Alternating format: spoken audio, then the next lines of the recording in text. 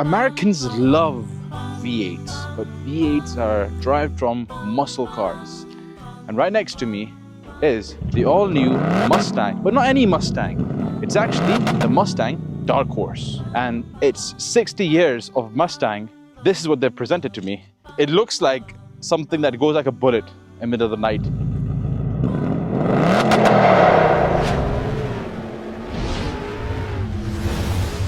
Coming down to this beautiful color, this is Ember blue. This keeps it actually a two-tone effect that's only available in the Dark Horse. So in the night, it's actually dark, and the day is a light blue, and it's a metallic finish to it. I think it looks fantastic on this car. But complementing it is these beautiful wheels. Now, these are 20-inch wheels, and I can just see a bee has gone inside and died, which is great. It's a Dark Horse, so what do you expect? It eats things up on the road. Love the wheels. I had this matte finish to it, which makes it really complement the metallic finish.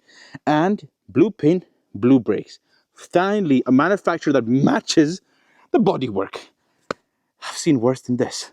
Now, how do you know it's a Dark Horse? You have an emblem right here on top here, Dark Horse here, and you have an emblem right here saying Dark Horse. There's really just a lot of Dark Horse all around the car. Even on the interior, it says Dark Horse, so you know you're always driving a Dark Horse. Furthermore, even on the back, you even have another saying Dark Horse. So it's really everywhere on the car. But here's the special Easter egg. Cameraman, follow me. Let me show you this. Because of the 60 years of Mustang, you have all the generations, with this being the latest one and this being the first generation Mustang. All 7 of them are back up here. Here's another Easter egg, the Mustang Dark Horse logo. So that looks really nice down here. Quite a few of them everywhere. But I guess if you're buying a car like this, you're really not going to look for boot space, aren't you? Neither am I. Now, when you come and look at the engine, the first thing you look at is the dual intakes on this. It's a 5-liter V8 putting out 566 Newton meters of torque and 500 brake horsepower at 7,250 RPMs. Now, I'll be honest with you, when you look at this directly, it is just shocking how massive of an engine it is. And these dual intakes are massive. First time on a Mustang as well. Great job, Ford. Now, down here is a massive strut bar. This is from factory. Pretty amazing, I know. Being this in the strut bar, this allows the car to have better rigidity, holding the engine in place and give better handling compared to the previous gen version, was slightly loose. But this makes sure that your feet are on the ground.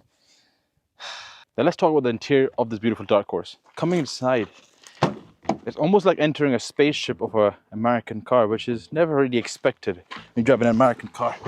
You have a massive wheel always, but what I love about the Dark Horse is how slim they've made it to make sure you have the perfect grip. And the pedal shifters, I wish it was not plastic. I wish. Now, what I love about the Dark Horse interior is that it's minimalistic. You have the steering wheel with all the important buttons. You need to select your modes down here. I know it's a bit weird. We could have the modes down here where the gear shifter is, but it's not. It's actually right next to the steering wheel, which allows you to switch modes pretty easily. And I think the steering wheel is perfect grip. It's really robust, it's thin, and usually American cars, I'm not sure if people have all seen, but I think American cars have massive big wheels. They're too big. But the Mustang's Dark Horse wheel is perfect size. And I feel like the car is nimble. It gives me this nimble feeling, which is really important. Everything else is pretty similar with the windows buttons right here, your mirror changing options here, and your seat memory, which is pretty common in all cars. Now, what's really special is this new system down here is the Ford's new multimedia system, and it has Apple CarPlay and it auto as you'd expect, which is pretty good. With your AC controls down here, but more importantly, this is a Dark Horse. We need to feel how it drives. So I think it's time to get my seatbelt on and time to take it for a spin. So now, while driving the Dark Horse, the first thing you hear come on is that exhaust. That exhaust is beautiful, it's loud, and it has multiple modes. So if you press the Mustang button here and you click that, it comes up to different exhaust sounds. So you have a quiet mode. We'll put on quiet right now, which actually becomes a bit quieter, I'll be honest with you. And then there's the normal mode, which opens the valve slightly. Then you have the sport mode. When I put my foot down, you do hear the V8 kicking in roarily. Then you have the track mode, where it says do not use this on public roads, but it is bloody loud. Sounds amazing, I'll be honest, it sounds really amazing.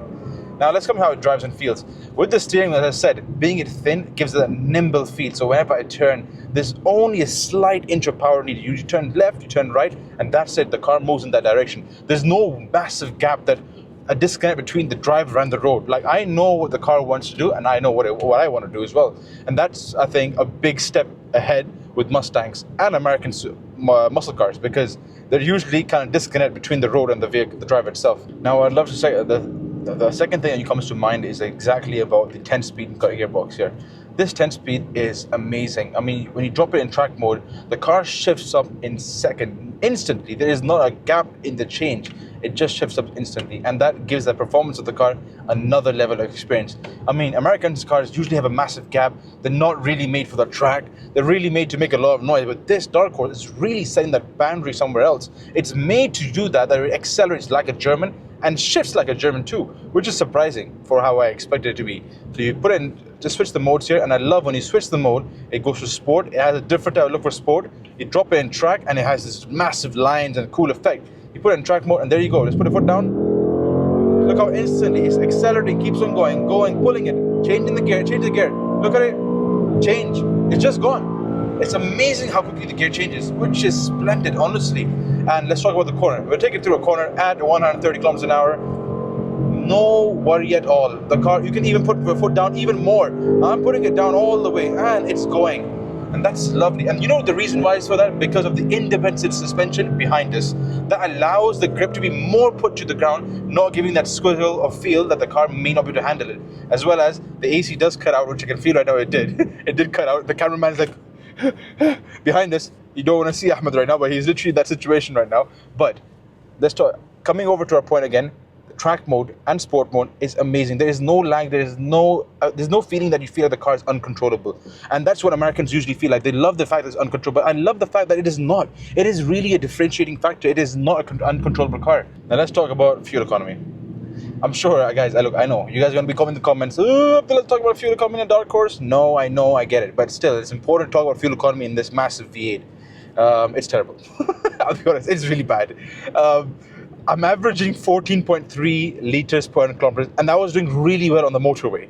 That means that putting cruise and driving easily, but right now, if I do put my foot down, you get 20.6 liters per 100 kilometers, and that's terrible. And like a full tank, I get around 300 kilometer range. It fills up to 160 dirhams on Super, which is a small tank, and I don't think it'd be a problem for someone buying this car. It'd be like happy to fill up 160 dirhams for the tank, but really, you don't care about fuel economy driving this car, aren't you? But it's important to know how bad the fuel economy is. It's bad, but you need to know how bad is it. That's what it's all about. But here's another thing we need to talk about. Now, this Mustang Dark Horse has track apps. Now, track apps are extra features that allow you to do a little bit of gimmicky stuff. I'm sure you must be wondering, there's this handbrake right next to me. You almost think, yep, it's a handbrake, just put it as a handbrake. No, it's not. It's actually a drift e-brake, which is a hydraulic brake that activates to help you lock the wheels in the back to initiate a drift or to clip the car when you're causing a drift. Now, that makes it really unique, having that. And it's unique when you put it. So if I pull the car over, I don't want to lock my wheels while driving, and the cameraman doesn't want to lose his head as well. So we put in park right now, and we'll pull this. You can see there's no clicks. It's just a pure hydraulic brake. So when this is active in track mode, you can just pull it, and the car locks the brake. Immediately you can click the car, allowing you to get the perfect drift you need. So if you have track apps here, we'll open track apps, and we have the drift brake. If we enable it, it says you'll need it in track mode, and I'll be yes. So the drift brake is now on, making it all red and telling me I can use this now. Enable the e-brake, which is normal handbrake on the car. You do it by doing this. I usually look like a fool because I look like I'm going to dive like this. And look that the e-brake is enabled. But to disable the e-brake, you put your foot on the brake and you push it down slightly. The e-brake is then disabled. It's pretty good. I like that feature. I like it how it's is combined into the same system, which makes it unique. Now, another thing is, people, when they drive Mustang, American cars, they love to burn tire. Our cameraman behind us, Ahmed JDM, as you know, he loves burning tire too. But so the Mustang has a feature to help you do that, make it more efficiently and safe as possible. It has something called line lock. When line lock is enabled, the car does give you an initiation to enable line lock. You apply the brake, put your foot on the ground, and it holds the front brakes and releases the back wheels to spin and cause a lot of smoke for many no reasons. I don't know why would someone want to do that, but it's just there for no reason, I believe so. But yes, if you like burning tire, that's the option for you. Now let's talk about another thing which the Dark has as a complementary V8. It may not just be just a super fast muscle American car. It also has really nice sound speakers. So there's, I think, around 8 speakers of this B&O speakers, and they sound pretty damn good. I'll be honest with you, they sound pretty good. I'm a big fan of speakers, so I'm telling you, this sounds pretty good. Now, another thing in the Dark Horse is you need to have another let's say, feature or a hidden Easter egg to tell you that you're driving a Dark Horse.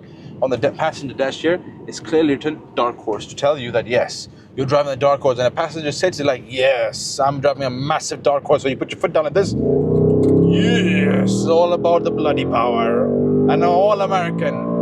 And the cameraman is still panicking. Are you panicking yet? He's not panicking yet. Okay. Are you panicking yet?